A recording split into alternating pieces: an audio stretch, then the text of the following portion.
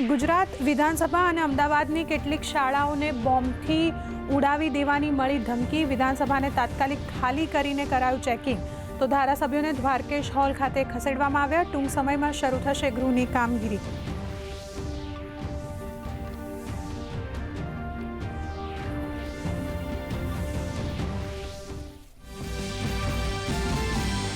મુખ્યમંત્રી ભૂપેન્દ્ર પટેલ આજે ગાંધીનગરથી 182 એસટી બસનું કરશે લોકાર્પણ। 182 મત વિસ્તારમાં જૂની બસોની જગ્યાએ મુકાશે નવી બસ। મંત્રીમંડળ વિસ્તારમાંથી 2 એસટી બસ દ્વારા મંત્રીઓ પહોંચશે વિધાનસભા।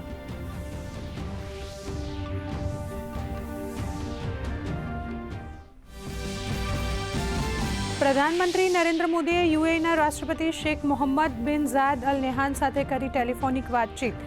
યુએઈ પર થયેલા હુમલામાં નાગરિકોના મોત અને નુકસાન પર વ્યક્ત કરી ચિંતા, તો હોર્મુઝથી પરિવહન અંગે બંને દેશ સહમત। વાતચીતમાં સમુદ્રી સુરક્ષા અને શાંતિ અંગે ચર્ચા। ઈરાને સુરક્ષા પ્રમુખ અલી લારીજાનીના મોતનો લીધો બદલો। ક્લસ્ટર વોર હેડથી તેલ અવીવ પર કર્યો હુમલો, હુમલામાં 2 લોકોના મોત। તો અમેરિકાના રાષ્ટ્રપતિ ટ્રમ્પનું નિવેદન, ઈરાનમાં સૈન્ય અભિયાન રહેશે યથાવત। તો સ્ટ્રેટ હોર્મુઝ પાસે ઈરાની મિસાઇલ સાઇટ પર ભયાવહ હુમલો। એલપીજીની સંગ્રહખોરી બાબતે સરકારનું આકરું વલણ। દિલ્હી, ગોવા, ઉત્તર પ્રદેશ, જમ્મુ કાશ્મીર, કેરળમ, મધ્યપ્રદેશમાં કાર્યવાહી।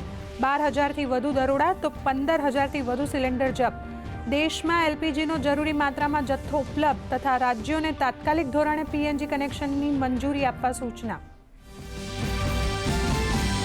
લોકસભામાં ગૃહ અને વિદેશ મંત્રાલયની તથા કૃષિ અને કલ્યાણ મંત્રાલયના અનુદાનની માંગ પર ચર્ચા સૂચિબદ્ધ, તો રાજ્યસભામાં રજૂ થશે વાણિજ્ય, રક્ષા તથા અન્ય મંત્રાલય સંબંધિત રિપોર્ટ।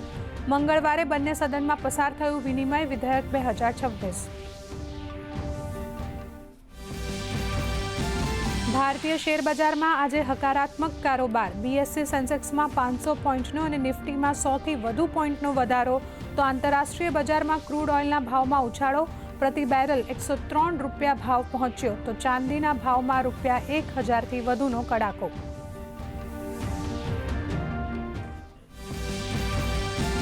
ભર ઉનાળે રાજ્યના હવામાનમાં પલટો। આજથી 3 દિવસ સૌરાષ્ટ્ર, મધ્ય અને દક્ષિણ ગુજરાતમાં ભારે પવન સાથે વરસાદની આગાહી, તો ખેડૂતોને જણસીની તકેદારી રાખવા અપીલ।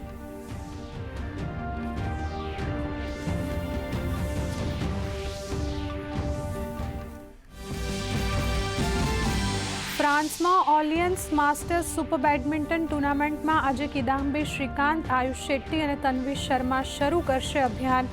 પહેલા તબક્કામાં કિદામ્બી શ્રીકાંતનો ડેનમાર્કના મેગ્નસ જોહાન્સેન સાથે થશે મુકાબલો।